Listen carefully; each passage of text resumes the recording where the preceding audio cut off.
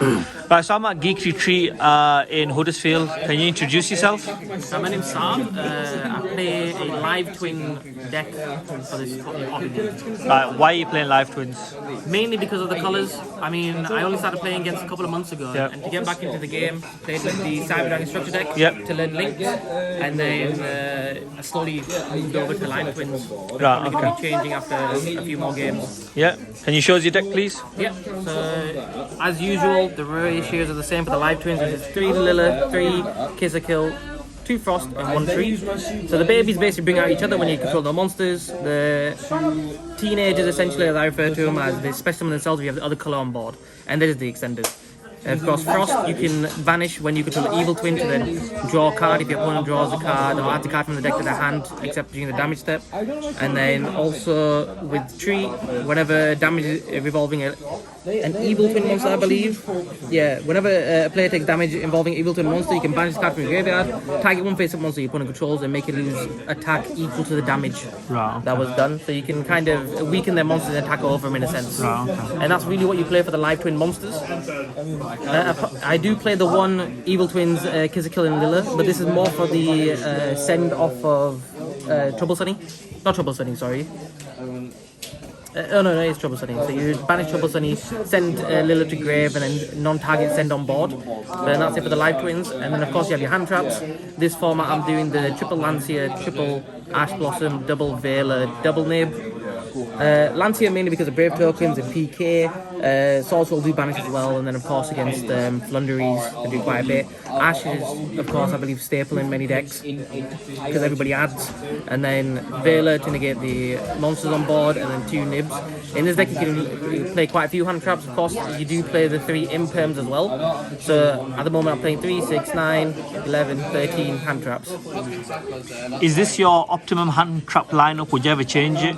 I think every now and then you would want to play the 3rd Nib, but I just don't know what to cut to keep it as a 40 card deck. Right. I know there'll be many things that people would cut, because of course I play one card as a tech that was an upstart, but of course now I play it instead. So if I go to the 1 cards of course you play the man to excite to just lock everybody out, and then the 1 card I'm playing instead of upstart is BLS. Okay. That's mainly because I always come to a point where I'm top decking, and this deck can't really grind as well as other decks. You always have the 2 babies in grave, which is a light and dark that you need for the BLS to then, essentially target one, banish, or attack and attack again for game. Right. And after trying the monster is. Then to the spells, play 3 Sunny Snitch to search out your live twin monsters, 3 Secret Passwords to search out your live twin spell and traps, and then 2 live twin homes. Some people do play this at 1. I do normally side out the second one to add in a side deck card, of course, depending on the matchup. That is if I don't believe I need this. But other than that, these are what I believe should be the correct ratios. Of course, Sunny Snitch is kind of broken in the sense of if you control an evil twin monster, each time your opponent normal or special summons, you burn them for 200 and you gain 200 life points. Right. Okay. And then for the spells, I play the double droplet, the double tactics, the 1 desire because it's at 1 now. I still don't like the card. The 1 monster reborn, and the 1 called the haunted. No, sorry, not called the haunted, called by the grave. Anything you changed from that? From the, to be honest, no, I've tested the deck a bit. I've kind of net decked it as well from an individual called Tom Napper, who did quite well with live twins themselves.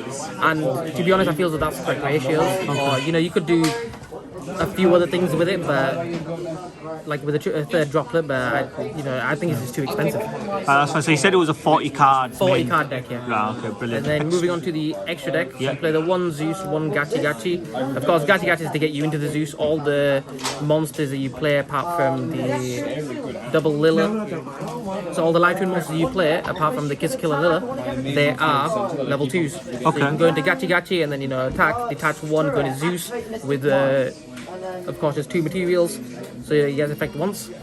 Then you play the Dagda to get the Scythe out, the Decode Talker extended to enable your OTK potential.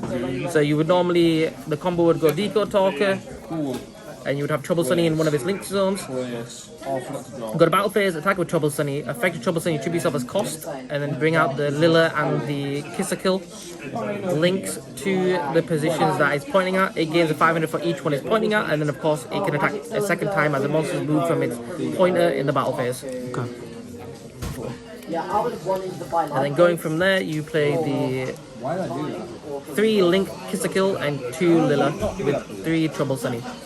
I was playing a 2-2 of the Kiss a Kill and Lilla, but I found in many situations I needed a third one of them. And normally it would be the Kiss a Kill because you're always going first, and then going out of it you would be able to draw one at the end of the combo. And then the Lilla's great for the pop card. Okay. I don't think I would change the ratios in the side deck because I believe these are probably the best ratios because it is very tight in terms of space, and there's nothing that I would really get rid of. Of course, then you play the last 3 cards of the Phoenix, the Unicorn, and the Underworld Goddess. This has enabled me to essentially win a game because it lets you use one of your opponent's monsters as a link material for Link 5, of course. You have these 4 or more effect monsters. So I've done that once and attacked the game with Underworld Goddess. And of course, unicorns to get you out of situations, so is the Phoenix. And you can go into these 2 because, sorry, these 3, because essentially when you use the effect of one of the evil twin links, it locks you into fiend monsters from your extra deck. So of course, these are the way to play around. Of course, you can get rid of the spell trap, you can spin one thing back, and then you can negate all monster effects of field. And then going on to the side deck. By the way, anything you change about the extra deck? Nothing in the extra deck. No, I feel as though it's too hard to change anything in here. It's like, of course, people would want to play a third blue, but I don't think there's enough space for it, and I wouldn't really get rid of anything because they work themselves in different scenarios. I mean, once again, if Scythe got banned, I'd take out the Dagda, of course, and you play the third blue. So other than that, no, I wouldn't get rid of anything. Scythe's just too good. Unfortunately, they should have banned it, but yeah.